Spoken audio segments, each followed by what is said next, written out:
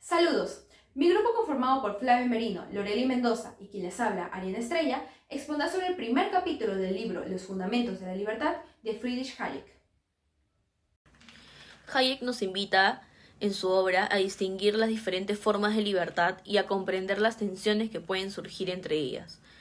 Una de ellas es la coacción, por su parte, que emerge como el principal obstáculo para la libertad individual, ya que limita la capacidad de actuar según nuestra propia voluntad y de desarrollarnos en nuestro potencial.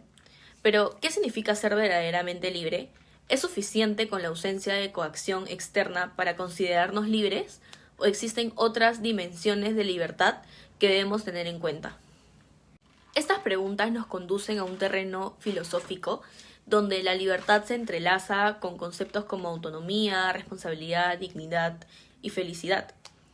Y nos encontramos con una diversidad de perspectivas que enriquecen nuestra comprensión de la libertad, desde los antiguos griegos que concebían la libertad como la participación en la vida política hasta los filósofos modernos que han explorado las dimensiones de libertades individuales. El estado en virtud del cual un hombre no se halla sujeto a coacción deriva de la voluntad arbitraria de otro o de otros y se distingue a menudo como libertad individual o personal. El texto enfatiza que la libertad individual se alcanza cuando una persona no está sujeta a la voluntad arbitraria de otra. ¿Esto qué significa? Que no debe existir una fuerza externa que obligue a un individuo a actuar en contra de su propia voluntad. Hayek entiende la coacción como cualquier interferencia externa que limite la capacidad del individuo para actuar según sus propios planes y su propia voluntad. Es por eso que el texto nos da ejemplos de coacción, la cual puede ser física, donde puede ser encarcelado o golpeado, psicológica, donde puede ser amenazado o chantajeado, y la social, donde puede ser excluido o discriminado. En sí, el texto establece que la libertad individual se caracteriza por la ausencia de coacción. Por lo tanto, cualquier forma de coacción, ya sea física, psicológica o social, limita la capacidad del individuo para actuar de acuerdo a sus propios planes e intenciones. La coacción en sí restringe las opciones disponibles para el individuo, obligándolo a actuar en contra de sus deseos o lo manipula para que tome decisiones que no son realmente las que él quiere tomar. En consecuencia, la persona pierde autonomía y control sobre su propia vida. Es por eso la importancia de distinguir entre libertad individual y los otros conceptos, ya que la libertad civil se refiere a los derechos y libertades garantizadas por la ley, como la libertad de expresión o de reunión, y si bien es cierto está relacionado con la libertad individual, sin embargo no es lo mismo. Así pasa con la libertad política, que se refiere a la participación en la vida política de una comunidad, aunque no es importante para el ejercicio de la libertad individual, sin embargo, la confundimos. Eso nos quiere decir que la libertad individual no es un concepto abstracto, sino una realidad que se ve constantemente amenazada por la coacción en sus diversas formas. Ahora explicaremos cómo la coacción limita la libertad individual. En sí, el texto establece que la libertad individual se caracteriza por la ausencia de coacción. Por lo tanto, cualquier forma de coacción, ya sea física o psicológica, económica o social, limita la capacidad del individuo para actuar de acuerdo a sus propios planes e intenciones. En sí, como ya se enfatizó anteriormente, la coacción restringe las opciones disponibles para el individuo, obligándolo a actuar en contra de sus deseos o lo manipula para que tome decisiones que no son realmente suyas. Antes, en consecuencia, la persona pierde autonomía y control sobre su propia vida. En sí, tenemos que darle un contexto histórico para poder entenderlo mejor. Por ejemplo, la esclavitud. Las personas eran esclavizadas, eran privadas de su libertad y obligadas a trabajar sin remuneración, bajo amenaza de castigos físicos. Asimismo, los regímenes totalitarios, los gobiernos totalitarios, controlan todos los aspectos de la vida de las personas, limitando su libertad de expresión, movimiento y asociación. Así tenemos la discriminación racial y de género, donde las leyes y normas sociales que discriminan a ciertos grupos limitan su acceso a oportunidades y su capacidad de participar plenamente en una sociedad libre. Le hemos puesto el nombre de esfera privada, ya que Hayek, según su libro, proporciona una base sólida para comprender la relevancia de la esfera para el desarrollo de la personalidad y las amenazas que enfrenta en la sociedad contemporánea. ¿Y cómo llegar a esto? En principio tenemos la coacción, ¿no? Enfatizar que la libertad individual se basa en la ausencia de coacción, es decir, que nadie puede imponer su voluntad sobre otra persona. Asimismo, el espacio para la acción autónoma. la libertad individual implica la posibilidad de actuar de acuerdo con nuestros propios planes e intenciones. Otro punto es la intimidad y privacidad. En sí, en el texto no especifica qué es esfera privada, ya que es un término utilizado por nosotras para poder entender cuáles son las interferencias externas e inherentes a la concepción de libertad que presenta Hayek. En sí, el primero es el desarrollo de la libertad, que quiere decir que los individuos pueden explorar sus valores, creencias y deseos y desarrollar una identidad propia sin ser juzgados. La esfera privada es el espacio donde los individuos pueden tomar decisiones sin estar sujetos a presiones externas. Creatividad e innovación en sí es el resultado de esta seguridad y autonomía que tiene la persona.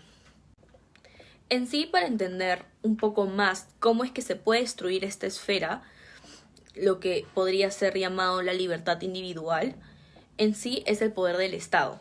Un Estado excesivamente intervencionista puede limitar la esfera privada al imponer regulaciones y restricciones que socavan la libertad individual. Sin irnos tan lejos, Cuba, donde no tienen esa libertad de poder exportar o importar libremente algún tipo de producto. Asimismo, la colectivización. Ideologías que priorizan el colectivo sobre el individuo pueden erosionar la importancia de la esfera privada o la libertad individual. Asimismo, la tecnología, donde el desarrollo de nuevas tecnologías puede plantear desafíos a la privacidad, como la vigilancia masiva y la recopilación de datos personales. Cuando hablamos de libertad, es esencial profundizar en el contexto de libertad interior. Según Hayek, esta idea no se limita a la simple ausencia de restricciones externas. La libertad interior se refiere a la capacidad de cada individuo para actuar de acuerdo a su propia voluntad y convicciones, en lugar de dejarse llevar por deseos o emociones pasajeras. Hayek nos explica que el verdadero obstáculo para nuestra libertad no son las presiones externas, sino que también nuestras propias debilidades internas. Si una persona no puede controlar sus impulsos, no es realmente libre, incluso si no hay nadie que lo impida actuar. Por ejemplo, pensamos en alguien que se siente la necesidad de revisar constantemente su celular. Aunque no hay una regla que lo impide dejarlo de un lado, esta persona se encuentra atrapada por un deseo inmediato que limita su capacidad de centrarse en lo que realmente es importante para ella. La libertad interior implica tener el autocontrol necesario para resistir esos impulsos. Por ejemplo, cuando una persona decide no gastar su dinero de inmediato y en cambio opta por ahorrar para un futuro más significativo, está ejerciendo su libertad interior, aunque a primera vista pueda parecer que se está limitando. En realidad está eligiendo una opción que le brindará más libertad y oportunidades a largo plazo. Además, Hayek señala que nuestras decisiones cotidianas son una forma de poner a prueba nuestra libertad interior. Es crucial preguntarnos si estamos tomando decisiones de manera consciente o simplemente reaccionando a lo que nos rodea. El conocimiento juega un papel clave en el ejercicio de la libertad interior, ya que nos ayuda a tomar decisiones más informadas y alineadas con nuestros valores. Finalmente, la libertad interior significa reconocer que verdaderamente libre implica aprender a controlar nuestros deseos y tomar decisiones que reflejen lo que realmente queremos en la vida. Este autocontrol nos permite vivir de una manera más plena y significativa. Siguiendo con la explicación sobre la libertad, es fundamental comprender que confundir la libertad individual con el poder puede llevar a muchas equivocaciones. Hayek señala que a veces se utiliza la palabra libertad para referirse a la capacidad de hacer lo que uno quiera sin límites. Esta idea de libertad, entendida como poder para cumplir nuestros deseos, puede parecer atractiva pero engañosa. Por ejemplo, cuando las personas hablan de ser libres en este sentido, imaginan una vida sin restricciones, donde pueden hacer cualquier cosa que deseen. Sería como pensar que ser libre significa poder cambiar todo a nuestro alrededor sin considerar los límites que existen, como si viviéramos en un mundo donde todo es posible sin consecuencias. Esta visión de una libertad, sin embargo, es más una ilusión que una realidad.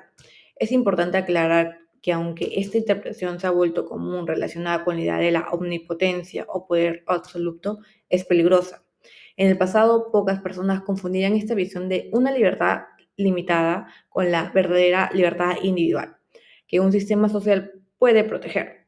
No obstante, esta confusión ha sido aprovechada por algunos discursos que la usan de forma engañosa. Así, al aceptar que la libertad es lo mismo que tener poder, se corre el riesgo de justificar acciones que terminen dañando la verdadera libertad de las personas. En algunos regímenes totalitarios, por ejemplo, se ha suprimido la libertad bajo el pretexto de protegerla. Además, es relevante señalar que el cambio en la idea de libertad individual ha sido una interpretación de libertad como poder. Ha sido influido en ciertos enfoques filosóficos. En este debate muchas veces se ha utilizado el término ilimitación en lugar de coacción. Aunque la limitación puede parecer adecuada, no debemos olvidar que implica algo que nos impone restricciones, lo cual puede confundirnos sobre el verdadero significado de ser libres. Con relación a lo mencionado por mi compañera Lorelei, es importante señalar que la libertad a la que se refiere Hayek no significa que nosotros tengamos la habilidad de poder hacer lo que queramos o incluso que tengamos acceso a mayores oportunidades de elección. Esto se puede explicar mejor con un ejemplo en concreto. Nosotros sostenemos que la educación es una de las vías fundamentales para que las personas tengan acceso a mayores oportunidades.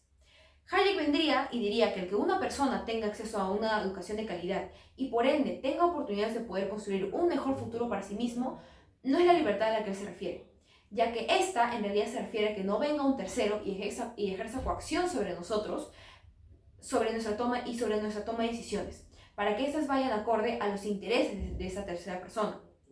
Y siguiendo este ejemplo, también podemos explayar aún más las diferencias que hay entre el concepto de libertad que él tiene y los otros conceptos de libertades que existen. Por ejemplo, usualmente las personas de bajos recursos son las que tienen más dificultades para poder acceder a una educación de calidad, mientras que las personas con mayores recursos, con un mayor nivel adquisitivo, pueden acceder a una mejor educación de calidad. Entonces, se puede llegar a la idea errónea de que riqueza es lo mismo que libertad, es decir, que las personas con un mayor poder adquisitivo tienen más libertad. Esto se puede contradecir con un ejemplo. Tenemos a un empresario y a un vagabundo. El empresario es una persona rica, gana bastante, pero está subordinado a un jefe que lo tiene trabajando cuando le da la gana, que le llama y le dice vas a venir en ese instante y esta persona está obligada a ir a trabajar, incluso fuera de sus horarios de trabajo regulares. O que incluso le dice el jefe, ya no vas a vivir con tu familia, ya no vas a vivir con tus hijos ni con tu esposa. Quiero que vengas y vivas en ese departamento que se acerca a la empresa donde tú trabajas para que puedas venir más temprano y seas más eficiente y generes más ingresos para mi empresa. Esa persona gana bastante, pero no es libre, porque está subordinado a una persona que lo manda a hacer lo que quiera. Y por otro lado tenemos este vagabundo que no cuenta con los suficientes recursos para tener una vida digna, pero puede hacer lo que quiere, no está subordinado a un tercero. Entonces, según Hayek, esta persona sí tendría libertad. Con todo lo anteriormente explicado, Hayek sostiene por qué el concepto de libertad que él maneja, la libertad individual, no es el mismo que los otros conceptos de libertad que también existen. Todas estas libertades son importantes, pero lo son por distintas razones. La libertad política no es la misma que la libertad individual. Nosotros podemos elegir y ser elegidos, pero esto no significa que nosotros necesariamente seamos libres y viceversa. Podemos utilizar de ejemplo lo que sucedió en las últimas elecciones de Venezuela. Los ciudadanos tuvieron la facultad de poder elegir un nuevo presidente. Sin embargo, el régimen de Maduro no respetó esa decisión y se mantuvo en el poder. E incluso atentó contra la libertad de los individuos mediante otras formas. Por ejemplo, el secuestro. Los secuestros generan miedo entre la población, lo que influye en su toma de decisión sobre si continuar oponiéndose al régimen de Maduro y criticarlo o no hacerlo. Por otro lado, la libertad como poder no es lo mismo que la libertad individual de Hayek. Nosotros podemos tener el deseo de querer volar y no poder hacerlo naturalmente. Sin embargo, esto no significa que nosotros no seamos libres.